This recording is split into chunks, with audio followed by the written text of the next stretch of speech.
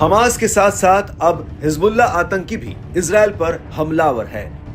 दो मोर्चों पर युद्ध लड़ रहे इजराइल के लिए अब मुश्किलें बढ़ती जा रही हैं। लेबनान के आतंकी संगठन हिजबुल्लाह को इजराइल का समर्थन है। हिजबुल्लाह आतंकवादियों ने लेबनान बॉर्डर से इजराइल पर हमले तेज कर दिए हैं।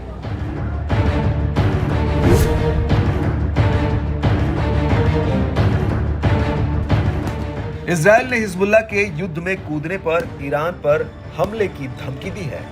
युद्ध के बीच इजराइल के अर्थव्यवस्था मंत्री नीर बरकत ने बड़ा बयान दिया है। इजराइल ने ईरान को चेताते हुए कहा है कि वो सांपों की गर्दन को काट देगा। यानी इजराइल सिर्फ जवाबी कार्रवाई नहीं बल्कि सांपों के सिर यानी ईरान को काटेगा। नीर बरकत ने ईरान के सुप्रीम लीडर अयातुल्लाह अली को भी धमकी दी है। उन्होंने कहा है कि अगर हिजबुल्लाह ने हमला किया तो रातों की नींद हराम हो जाएगी।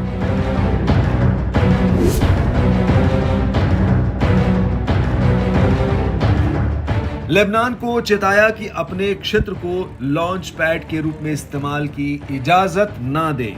इजराइल की भड़काऊ टिप्पणी मौजूदा संघर्ष की गंभीर आशंका को बढ़ाती दिख रही है। आशंका बढ़ रही है कि इजराइल को दो मोर्चों पर लड़ने के लिए मजबूर किया जा सकता है। इजराइल के रक्षा सूत्रों की माने तो ईरान की योजना इजराइल पर हमला करने की है। इजराइल ने ईरान को लेकर कहा कि अगर उत्तरी मोर्चा खोला तो भारी कीमत चुकानी होगी।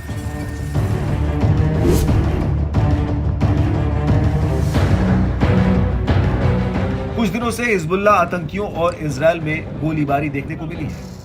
इससे आशंका जताई जा रही है कि जल्द इजराइल दो मोर्चों पर युद्ध लड़ सकता है। यह तनाव तब बढ़ा जब इजराइल ने वेस्ट बैंक में 600 वांटेड फिलिस्तीनियों को गिरफ्तार किया।